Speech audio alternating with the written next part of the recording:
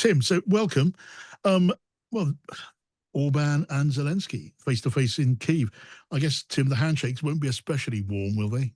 No, they've had a checkered time over the past 2 years because Orban is clearly sympathetic to Russia and to Putin. Orban is the one that temporarily blocked the 50 billion euro aid package, EU package for Ukraine. He abstained on the vote for Ukraine coming into the EU in a few years, perhaps. He opposes sanctions on Russia. They've taken very few Ukrainian refugees. But something interesting happened at the last EU Council. The two men spoke face to face in the margins, as the diplomats say. And it was quite an animated conversation. And when I first heard that he showed up in Kyiv, it was surprising. And then you quickly think about that conversation, and then you quickly think Orban has just taken over the rotating presidency of the EU Council all the way through till December, and that's when things begin to fall into place. Right. So what, as you read it, what do these two leaders actually hope or want to achieve from this meeting? I know Orban and Hungary have an interest in a small Hungarian-speaking community in Ukraine, but there's going to be more at stake than that. Let's park that just for a minute, John. I'll come back to it about the ethnic Hungarians in Ukraine. The more important thing is the Russia-Ukraine war and Orban's influence. So the big question, I think, and I don't think we're going to get it answered today, is he has come with a ceasefire proposal, but anybody can wander into Kyiv and say, perhaps you should have a ceasefire. The question is, has he been given the nod by Putin to be the sort of conduit for this? What was actually said in private? And I'm afraid we don't know that yet, and we won't know it probably for some time. So has he come with this ceasefire idea with more in it that he's told Zelensky? I think that's the first thing. Second thing is and the key to the whole visit, of course, is he is, as we said, now on the rotating presidency of the EU Council, and as such, he, to a large extent, dictates the agenda of the foreign policy of the EU Council, which motions are put forward, timings, things like that. And there's going to be a lot of fairly big meetings between now and the end of the year. So I think that's important. To go to your point about it's Transcarpathia we're talking about, just sort of a region and a word and a name from the last century almost, but it is the last century because this is a region which during the Austrian-Hungarian Empire was part of the Austrian-Hungarian Empire. It is now within the borders of Ukraine. It's the border area of Hungary and Ukraine. Hungary lost this at the end of the First World War, but there's about 150,000 ethnic Hungarians who live there. And there's been real tension between the two countries over Hungarian rights, ethnic Hungarian rights inside Ukraine, primarily about language. The Ukrainians passed a law quite a few years, probably a decade ago, requiring all the different ethnicities in Ukraine to be taught only in Ukrainian, I think after the age of about 10. And that has really, there's some rancor between them. There is even an even farther to the right party than Orban's party in Hungary that actually lays claim to this region and says it should come back into Hungary. That's not going to happen anytime soon. So, they have those tensions to discuss as well. Yeah, I mean, without disrespect to the sort of Hungarian question in Carpathia, as you said, there's a hell of a lot bigger stuff on the table than that. So looking at Orban's position as the new rotating president of the European Union's Council of Ministers, and of course as a continuing member of NATO, Orban has said that he won't obstruct EU funds or NATO support for Ukraine. So I guess it's important for Zelensky to make sure that that continues to be the case, Tim. Yeah, and again, this is the key to why he's showed up, but so quickly. I mean, I think he only took over yesterday, and Zelensky knows this, and Zelensky knows Orban's role now. And yes, of course, he says he won't obstruct the EU, but like I said, he has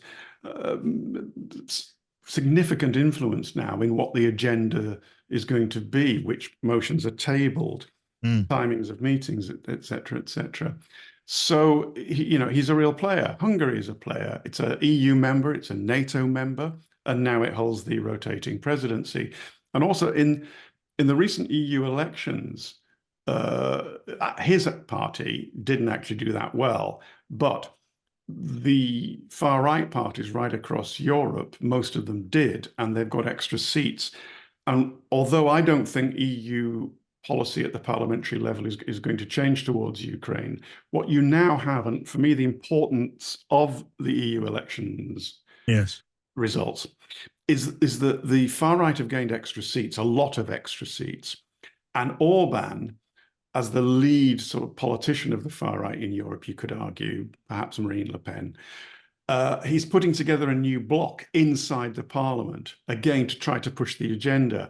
And what that does is gives the far right more clout throughout the corridors of power in the EU, but even more crucially, back in their own countries, the politicians of all these countries, Austria is a very good example. The Freedom Party could win the Austrian elections in September, I think they are. And they all have to, at the very least, look at the policies of the far right, and some of them will tack to those headwinds. So Orban is in a strong position as he goes to Kyiv to be a representative of someone who can move and shake things.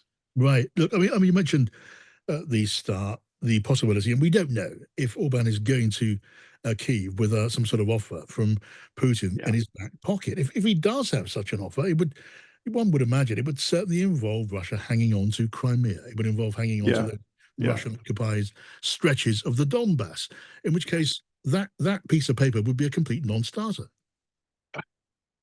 For now, we've had this conversation before, John. I've always argued that everybody's really waiting for the result of the US election. Yeah. Now, what has happened since the last time you and I spoke is that Trump's two key foreign policy advisors, two guys that were with him in the White House when he was president, have come to him with a plan for solving the war. And the plan is roughly as follows. They say to the Ukrainians, you're not getting another red cent or another bullet from America unless you agree to a ceasefire and negotiate. Part one.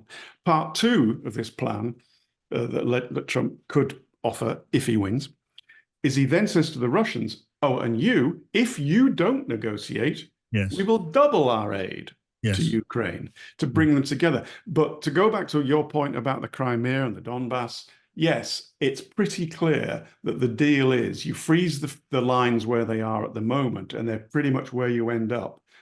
And the pressure on Ukraine to negotiate if they're not going to get any more aid, because some Europeans, such as Orban, would then jump in and say, great, we don't want to give you any more aid either.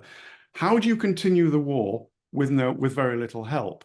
So then you have to go from a position of weakness. The only way they would ever sign that is if they get a written guarantee in uncertain terms. If he does this again, we will fight inside the borders of Ukraine for you.